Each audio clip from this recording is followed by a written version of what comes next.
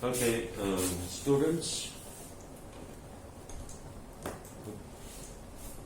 I did talk in the last two lectures on phase diagrams in binary systems. One involving eutectic crystallization, which involved precipitation of two pure phases, and we talked about crystallization and melting in a binary system, again involving a solid solution phase and a melt phase. Sorry, I was in my mask. The one before, we have talked about crystallization and melting in a binary system involving pure phases and melt. And the next lecture was on crystallization and melting of a binary system, again involving solid solution phases. Now, in this lecture, which would be the 15th lecture, I will talk to you about a ternary system. And it's a ternary system involving three minerals or three components, A, B, and C.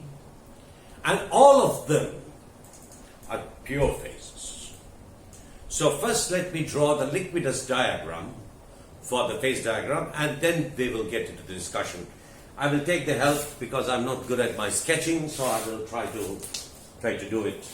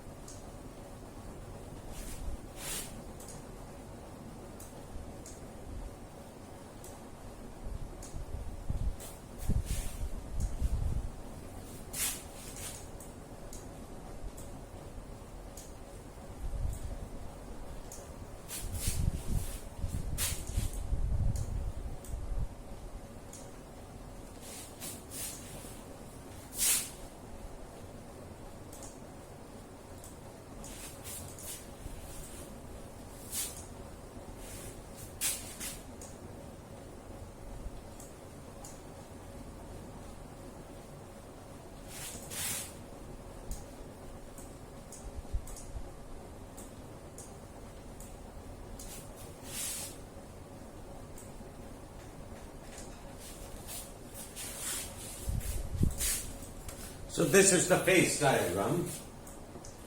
You can see this plane, A, B, and C. This is a horizontal plane. We have drawn a perspective drawing. So A, B, C is the compositional plane which forms the base of a pyramid having three sides.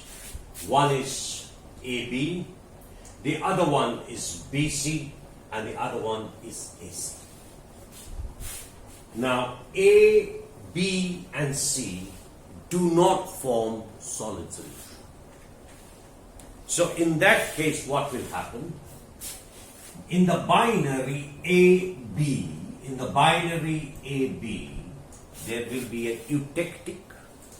This eutectic temp will be given by this EAB is the eutectic between A, which is the melting temperature of A, the melting temperature of B, and so this is EAB. And then in the binary AC, there is another eutectic, and this is EAC, and there is another binary BC where you have eutectic BC. So essentially you have three surfaces now generated, where this surface is the liquidus of A, this surface is the liquidus of B, and this surface is the liquidus of C. So you have three liquidus phase fields of A, B, and C. At the edges, the eutectic will have this composition. Now you can imagine if you have an eutectic temperature and if you add a third component, remember the cryoscopic equation, if you have eutectic and you add another component which is C, so the eutectic composition will move inside the phase diagram. Similarly, if you have an eutectic AC, then if you add B, the eutectic will come down this way.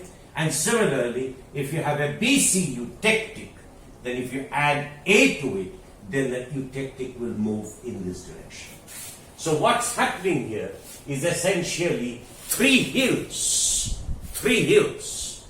that are separated by valleys of EAB, EAC, and EBC. There are three valleys, and all the three valleys meet at a point, which is a small lake at the center of the three hills that have valleys AB, AC, and BC. So this is how the phase diagram looks in the third dimension, where the compositional plane ABC is horizontal, and you have the temperature axis. So it's essentially like a pyramid. And now, I hope you've understood. So this is a surface A, this is a surface B, and this is the surface B. AB will share a binary eutectic.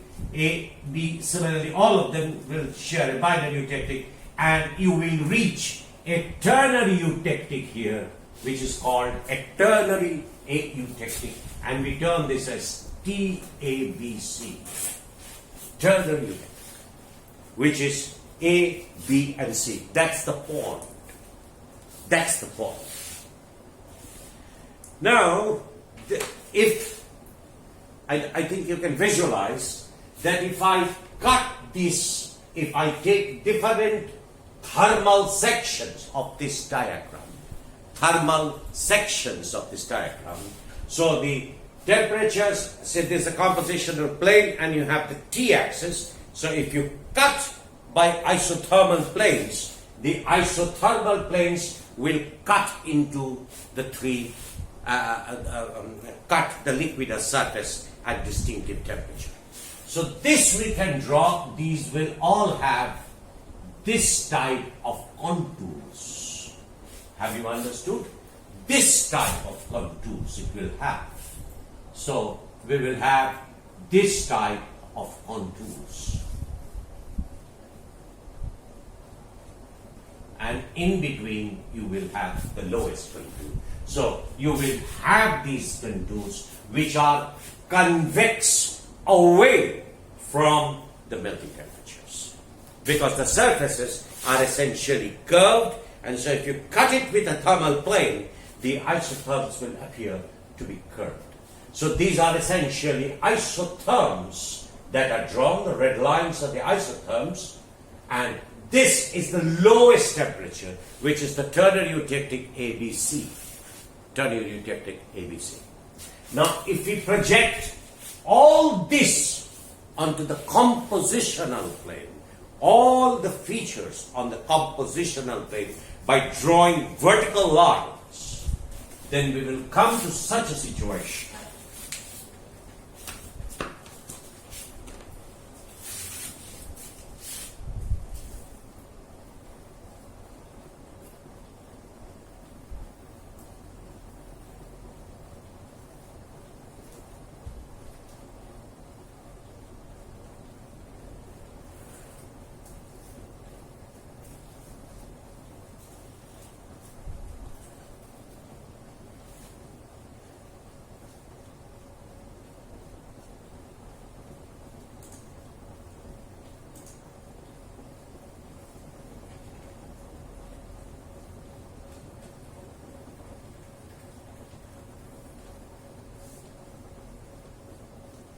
We will come to such a situation. And these are the eutectic, projecting the eutectic on the binaries. But as we move into the ternary, what happens? These eutectics all will be projected this way. And obviously, because the temperature goes down this way, so the arrows are shown this way. And you have the phase field. This is A plus liquid, B plus liquid, and C plus liquid. And this is ternary eutectic A, B, and C. And the isotherms would look like this.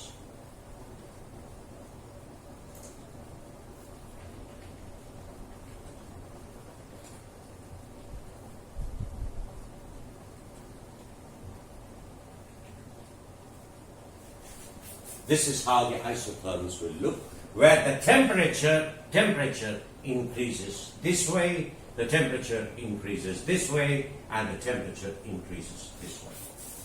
So the temperature is all increasing towards the pure melting temperatures, ABC, and these are the different isotherms that are projected on the compositional plane.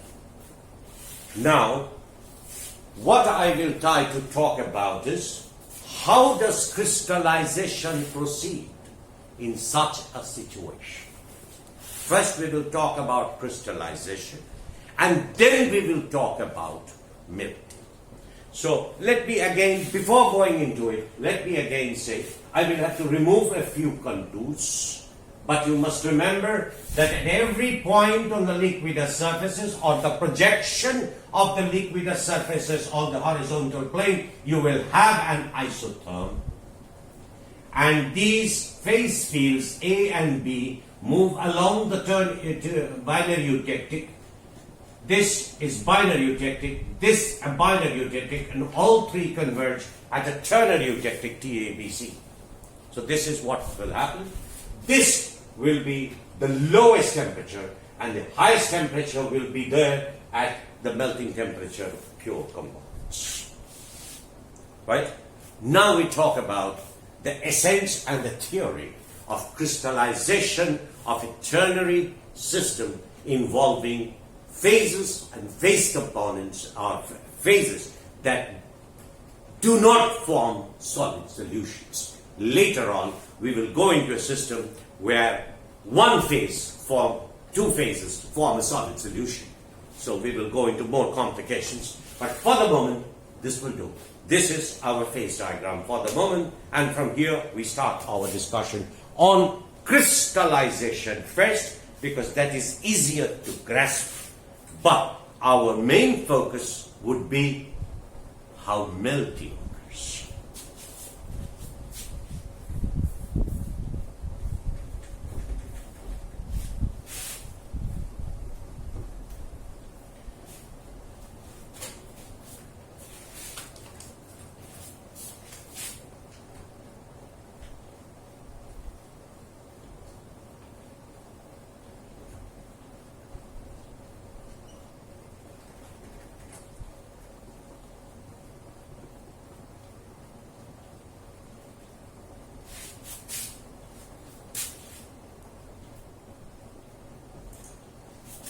And you know these are the techniques. So I'm not doing this. Now let's say we have in this during crystallization, we have a melting temperature, we have a composition, melt composition here, and we can write this as L0. Let's say this melt composition is L0. Now how do you find out the melt composition L0? How do you find out the composition of L0? Essentially, very easy way of doing it is, you can draw a horizontal line through this point. So what happens? If you draw a horizontal line through this point, here you can see this can be graded like 50, 75, 25. So 50, 75, 25, 50, again it's 50, 75 and 25. So we have graded this. So once you have this melt composition, our first point is, how do I find out the composition of the melt? Right? How do I find it? I draw a line parallel to one of the bases. Say for example, this line is drawn parallel to BC.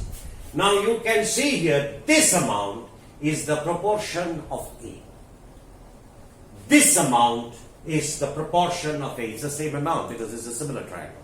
So this is what is the amount. So let's say if this is, then you will have A is equal to, if I go this way, then maybe let's say where it's about 830. So because that will be say 30, 50, let's say 30, right? Now say I draw another line parallel to AB. I could have also drawn a line parallel like this, but it is not necessary. You can see here, if I draw a line parallel to this, that means this is C. This amount is C. Yes, because it's parallel to the AB line. So this proportion is C. So I don't know what is B, but I will try and find out what is C. Let's say C is equal to here 10. Okay, let's make it a round figure. C is equal to 10. So you have A is equal to 30, C is equal to 10. That means B should be 100 minus, 100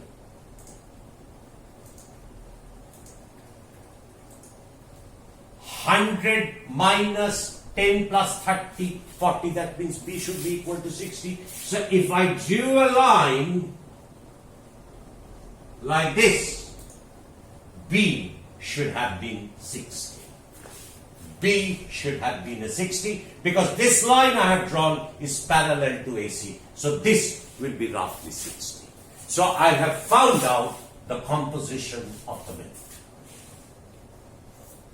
Have you understood? That's first.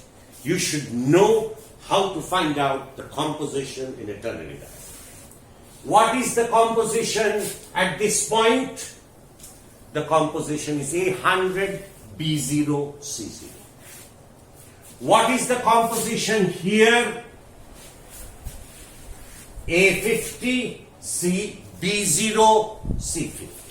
So all points within and along the bases and at the apices, they will give you the same components. They will give you, total will be 100. But it will be varied. So the first thing is, this is how we find out the composition at any point in the phase diagram. That's the first thing you should learn. Now, this is the phase field of C. That means you can imagine the liquid magma as you cool, it's going down. I have erased the 3D diagram. But when the temperature reaches the liquidus of B, I will try and erase these broken lines.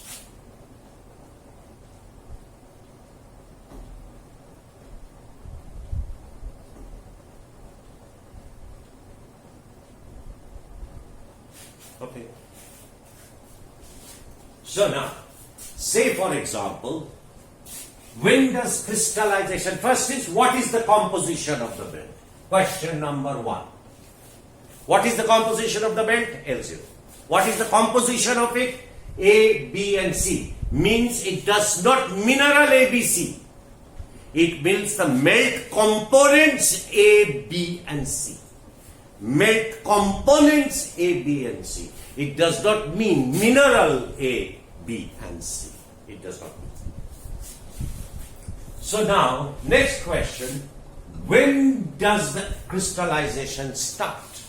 So as you have a melt, if I look at the 3 dimension, if I start a melt and when you cool it, the temperature decreases and decreases till the temperature of the melt lies on the liquidus. Lies on the liquidus. Okay? So how do I find whether that point lies on the liquidus? Let me again draw here. Let's say, you remember the isotherms? So the isotherms, say, are like this.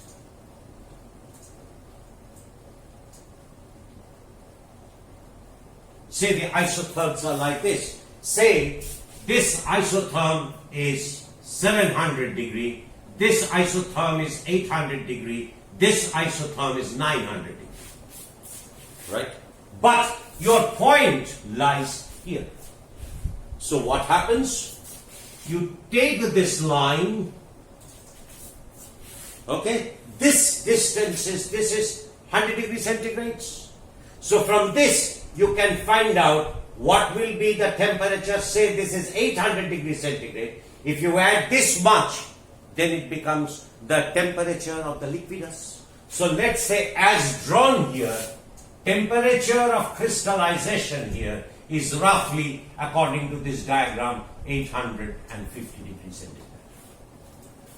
So for this phase diagram, we know the composition of the melt and the temperature at which the melt crystallizes, will crystallize. If you change the composition, you can see, if you change the composition from here to here, or here to here, the crystallization will occur again.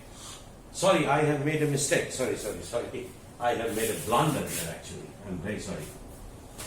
This should be the higher temperature, isn't it? 900, 800 and 700. So here you can see, anyway, it does not change this temperature, but my writing was wrong. So this is 900 degrees centigrade isotherm, 800 degrees centigrade isotherm, 700 degrees centigrade isotherm. So as I have drawn, this remains 800. This point is 850 degrees centigrade. This isotherm may be 650 degrees, 600 degrees centigrade. It's just like a topographic sheet where the contours are shown for the heights. So this is the composition of the melt. If you change the composition to somewhere else, you can see the crystallization occurs at a different temperature. Right? So this is the temperature of the crystallization. Now, I will erase this again, otherwise the diagram becomes almost impossible to decipher.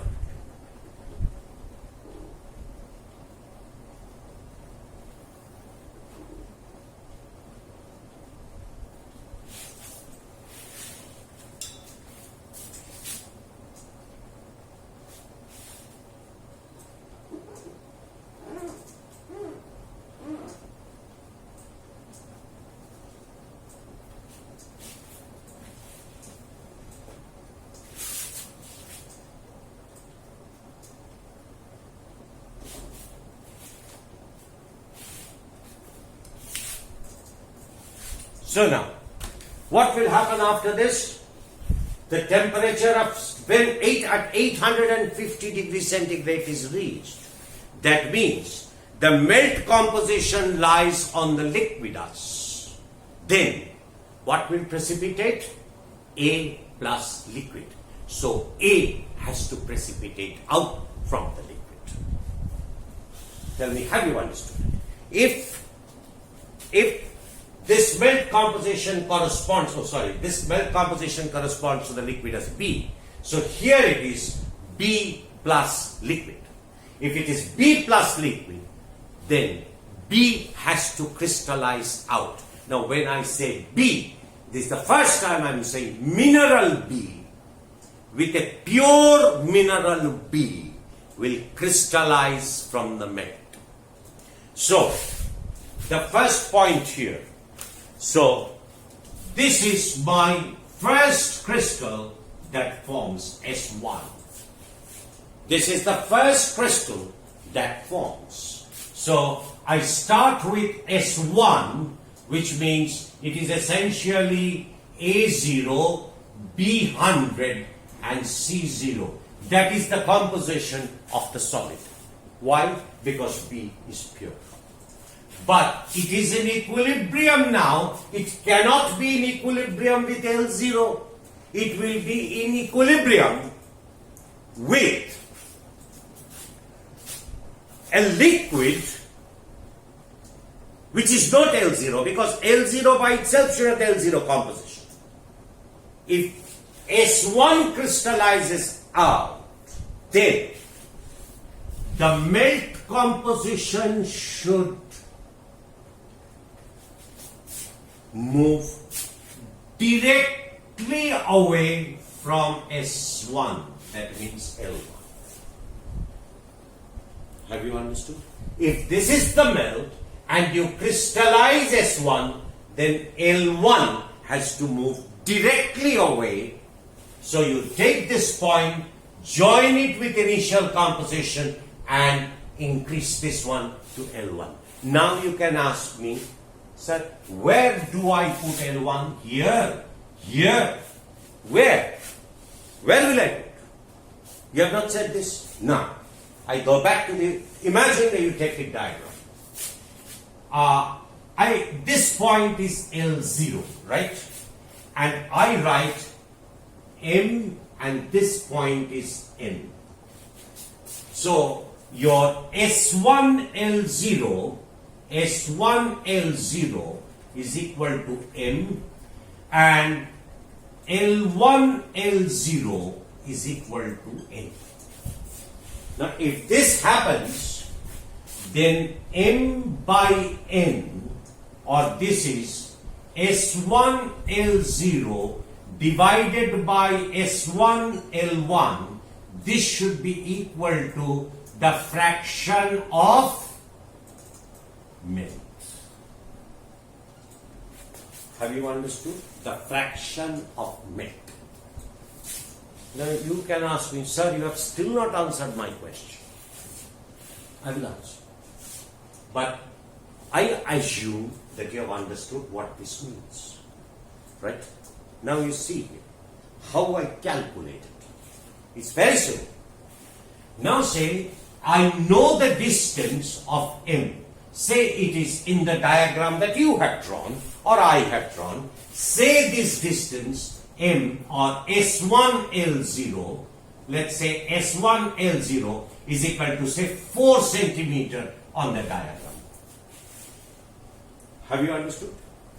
So 4 centimeter divided by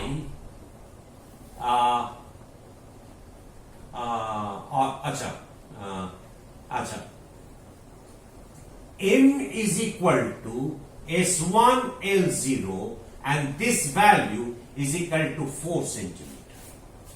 Now you say, sir, let us say the fraction of melt is 0.1. Say fraction of melt is not 0.1, is 0.9. Say fraction of, initially the fraction of melt was 1 because it was fully melt. So now I say that let's say, sir, the fraction of melt is 0.9. So what will happen? You can see here, you have to find out L1, L0. You know your S1, L0 is 4 centimeter and you know the fraction of melt is 0.09. Yes or no? So in this case here, you can write S1, L0 divided by S1L0 plus L0 L1 is equal to fraction of melt. This we can write. Fraction of melt.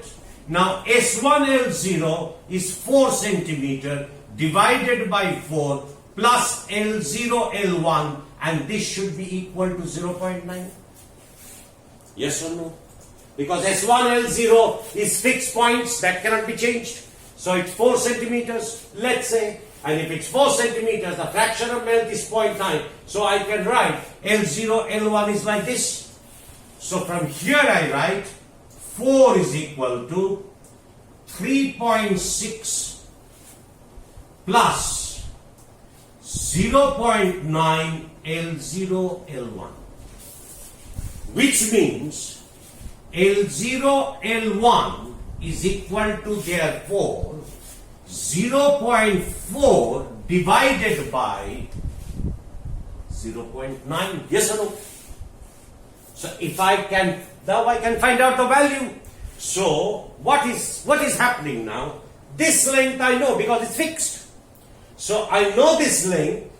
So this is 0.4. Now I have found out that if I say fraction of melting is fraction of melt remaining is 0.9. So this distance, 0.4 by 0.9, this is where exactly L1 will be.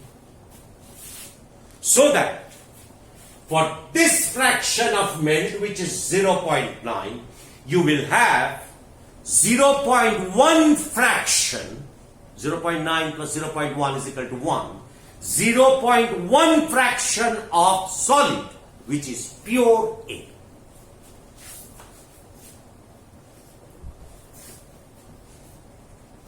Tell me, have you understood this? Is it clear? Is it clear? You didn't follow? Why? What did you didn't follow? You have followed this one? Yeah. How did you get the fraction? When you I assume a fraction. I could have assumed 0.95. I could have assumed the fraction 0.99. It's just that this value will change. And this value will change because it will be multiplied. You see here? This value will change. That's it. If I say one fractionation of the melt, 99 melt fraction is there. 0.99. Where should be my point? So take the formula. Write 0.99 here. Do the calculation. Find out the value. Take the scale. Add this length to it. And you know exactly where your L1 will be. So just my student asked me if it shouldn't follow. So this is why I said that first you choose the liquid point. You know where will the liquid lie? The liquid will lie along this line.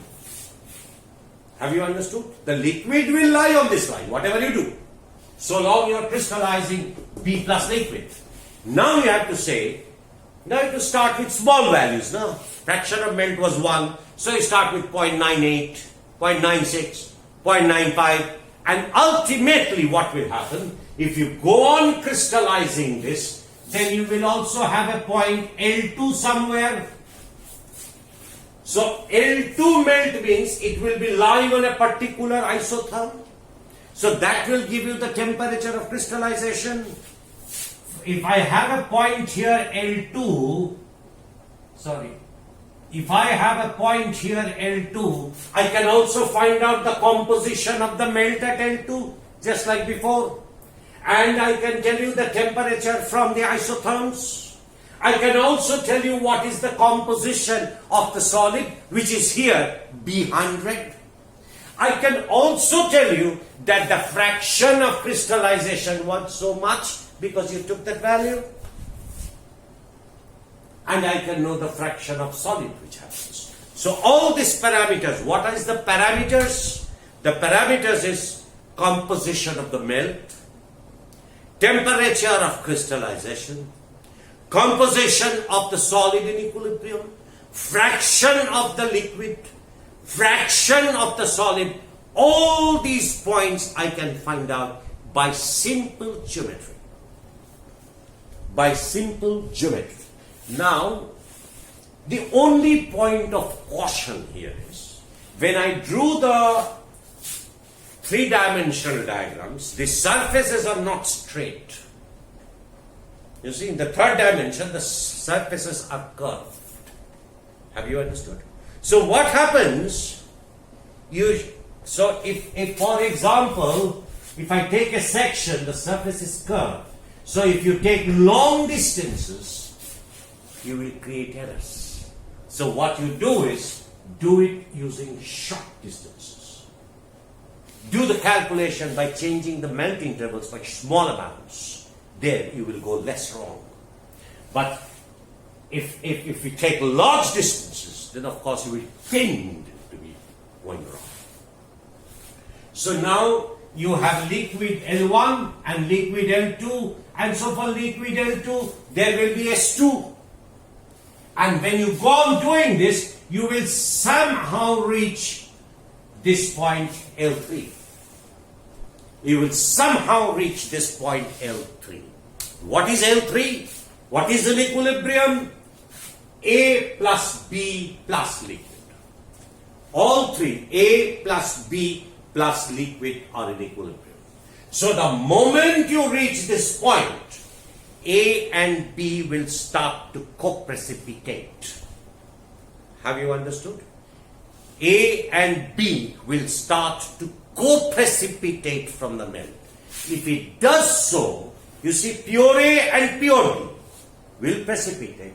But so long your rock composition was here at S1, pure A. So what will happen now? This rock composition here will not be here. It will move along the AB line. You see, here B is 100, here A is 100. So if you move this line along this binary, you will increase the proportion of B in A. Although you co-precipitate B and A. I hope you get my point. So what happens once you reach this, just as you reach this, your S3 will also be still here, just when you reach this. The first embryo of A crystal has still not formed, but it is forming. So you will have S3 here and L3. But moment you start precipitating A and B, which direction will the melt move? There is only one way the melt will move. Away from A and B. Have you understood? The melt will precipitate A and B in a direction away from A and B. And where? Along the binary eutectic. Because now A plus B in equilibrium with L can only be on the binary eutectic. So the liquid will move in this direction to say L4. Now I will erase L1, L2, etc. so that you can understand it. I hope you have understood it.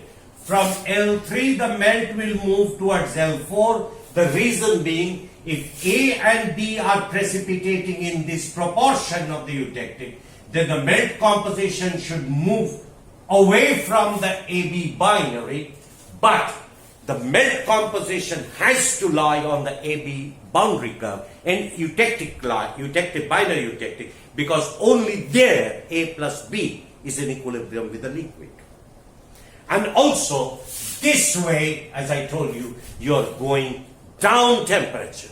So it's still crystallizing. There are 3 points. You have to go down temperature, you have to move away from AB, and you have to move along the binary eutectic for the simple reason that that is only where A and B are in equilibrium with the liquid.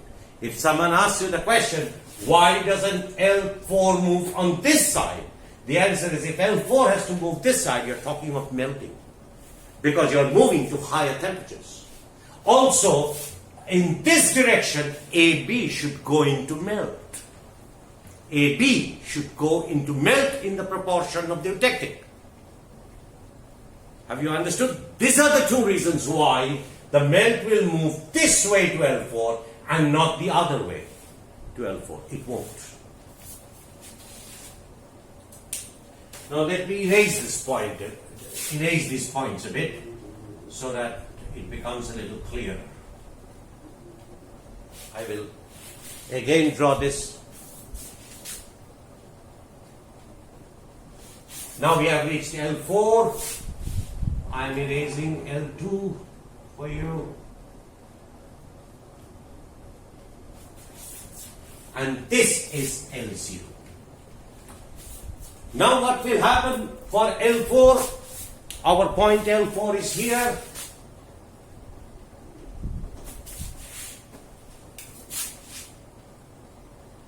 Our point L4 is here. Now what will happen? Nothing great will happen. It will happen the way it happens. Their phase diagrams don't need mugging up. You have to understand phase diagrams. There is no way you can mug up igneous phase diagrams. There is only one way to do it, to understand it. Rules in phase diagrams don't change. They never change.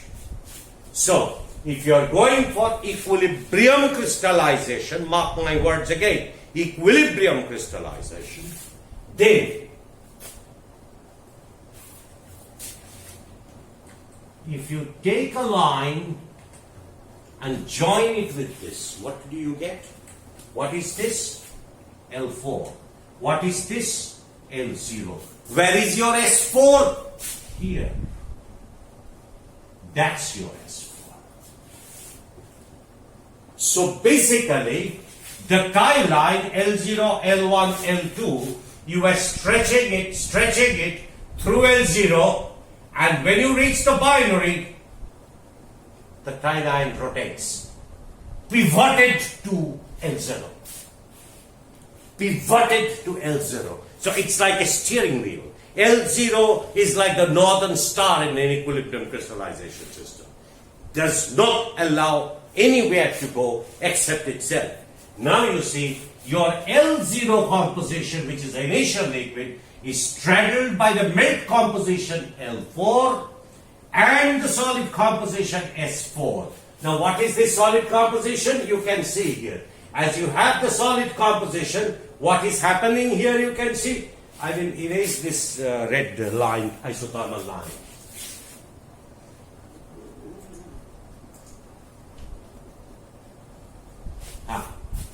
Now, I will ask you the questions again. What is the temperature? What is the composition of the melt? L4. Can you find it? Yes, I can find it. Draw this line. Draw one of the two lines. You will find the proportion of A, B, and C in the melt.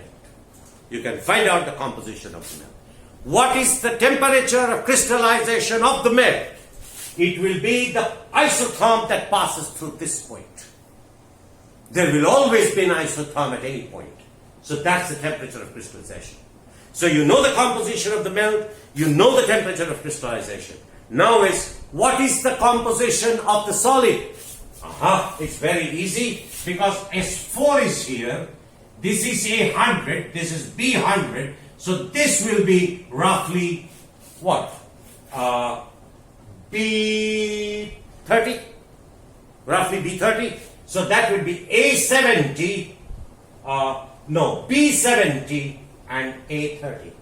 A30 and B70. So A30 and B70, that will be the composition of S4.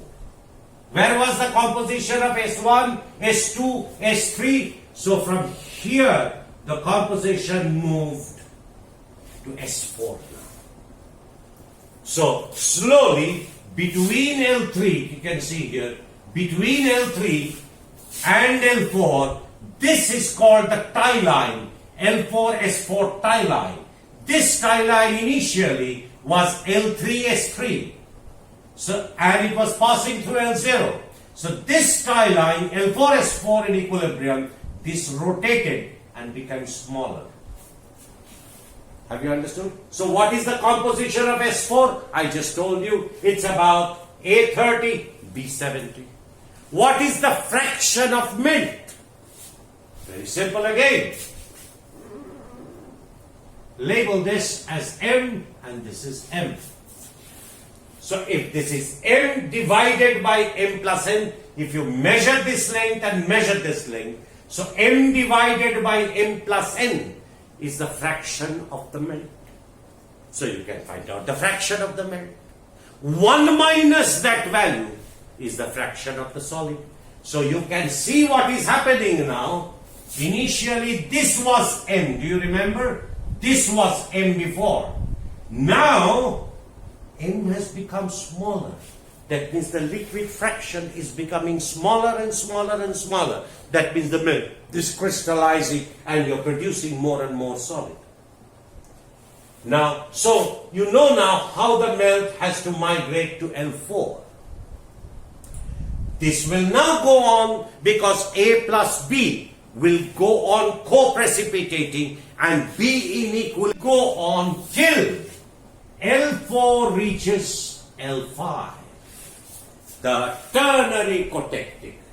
If I will erase this Mn again. So now we have. So if this is if this is L5, where is S5? Very simple. You have to draw the tie line. You have to draw the tie line, and the tie line will pass through L0. So what will happen?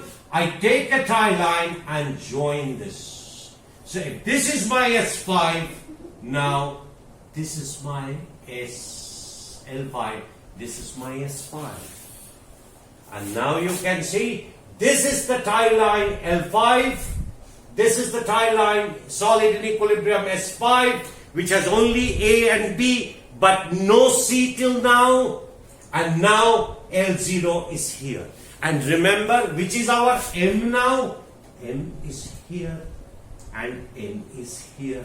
Now you can see M has become larger and M has become smaller. So M divided by M plus N is the fraction of the melt. So again I ask myself, do you know the composition of the melt? My answer is yes, it's the composition of the ternary eutectic. Do you know the temperature of crystallization? Yes, it is the temperature of the ternary eutectic. What is the composition of the solid? This is the composition of the solid, say possibly A40 and B60. That's my composition of the solid. What is the fraction of melt? S5L0 divided by S5L5. That's the fraction of my melt.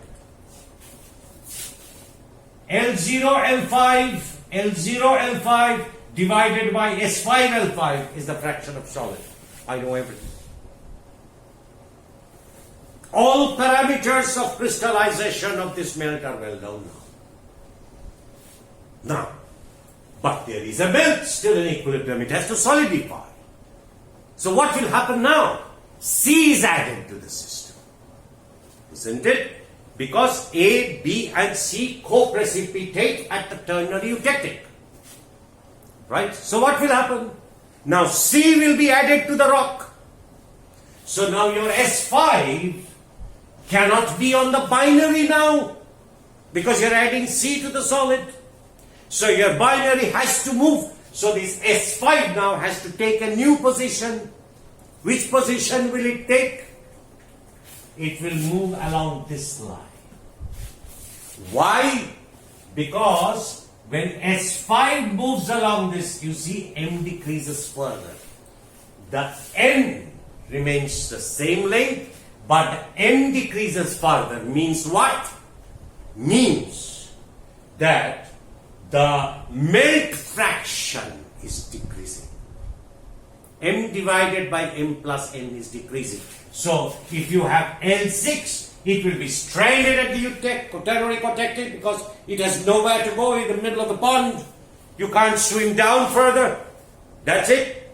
And if you have S6, then S6 starts here. So, and you can find composition of L0, temperature of crystallization, composition of S0, composition of S6, fraction of melt, fraction of solid, everything you can find out. Next question, when will the crystallization stop?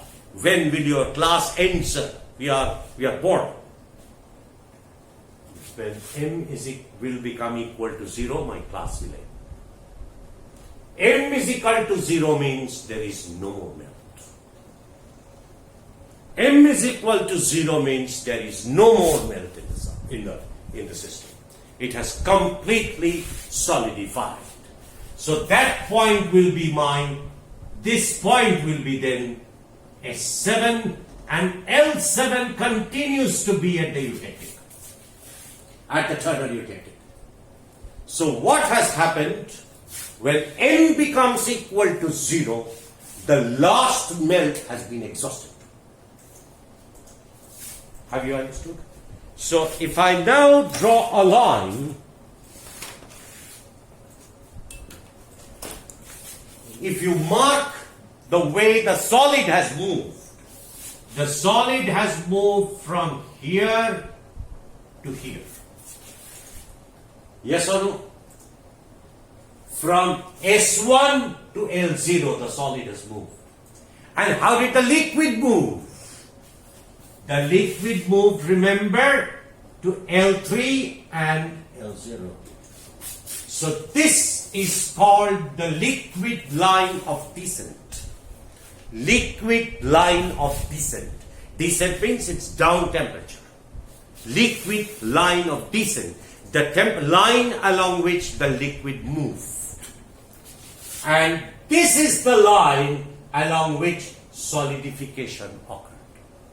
So, as in equilibrium crystallization of binary systems, equilibrium of ternary systems, from one initial solid liquid, you get one solid and no more. You get a solid from a liquid, and that solid has the same composition as the liquid. There is no change.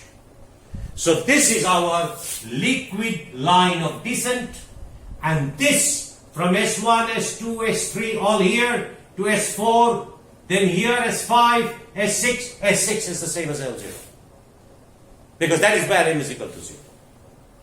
So that is how equilibrium crystallization occurs in a ternary eutectic system. In the next class, we will talk about how melting occurs in a ternary eutectic system. It's the converse equilibrium melting. It is the converse of equilibrium crystallization. Thank you.